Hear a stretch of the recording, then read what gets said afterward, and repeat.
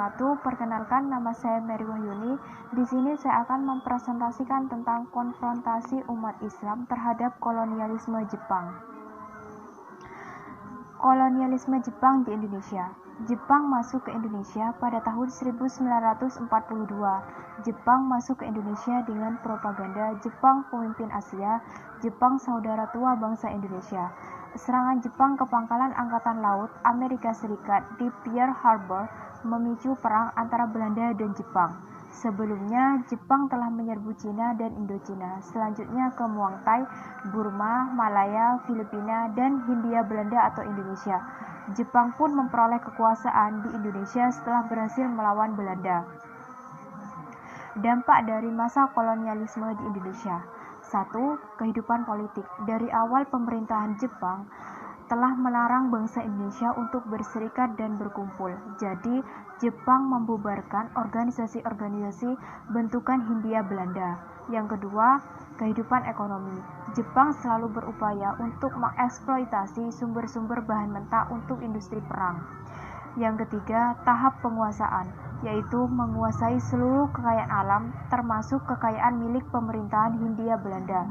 Yang keempat, tahap penyusunan, kembali struktur ekonomi wilayah untuk memenuhi kebutuhan perang. Yang kelima, mobilitas sosial.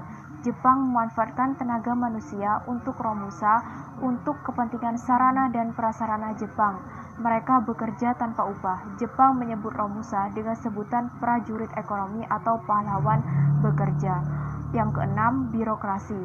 Pada pertengahan tahun 1943, Jepang terdesak dalam Perang Pasifik, sehingga Jepang pun memberi kesempatan kepada bangsa Indonesia untuk ikut ambil bagian dalam pemerintahan, sehingga banyak orang Indonesia yang menduduki jabatan tinggi. Yang ketujuh, militer. Terdapat Kesatuan Pertahanan Semi-Militer Seinendan, Keibondan, Fujinkan, dan Jibakutai. Sedangkan Kesatuan Pertahanan Militer yaitu Heiho dan Peta. Yang kedelapan, pendidikan. Pendidikan tidak mendapatkan perhatian khusus, bahkan mengalami penurunan. Penggunaan bahasa Indonesia hanya sebagai bahasa pengantar saja, sedangkan bahasa Jepang merupakan mata pelajaran wajib. Perjuangan umat Islam pada masa kolonialisme Jepang.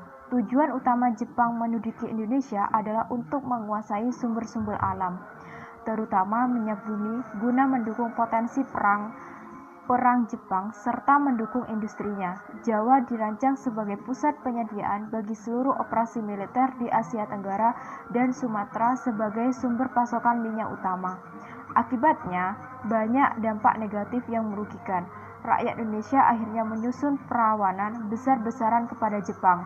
Perlawanan rakyat ini terjadi di berbagai daerah seperti Indramayu, Singaparna, Tasikmalaya, Aceh, Papua, Blitar, Cilacap, hingga Kalimantan.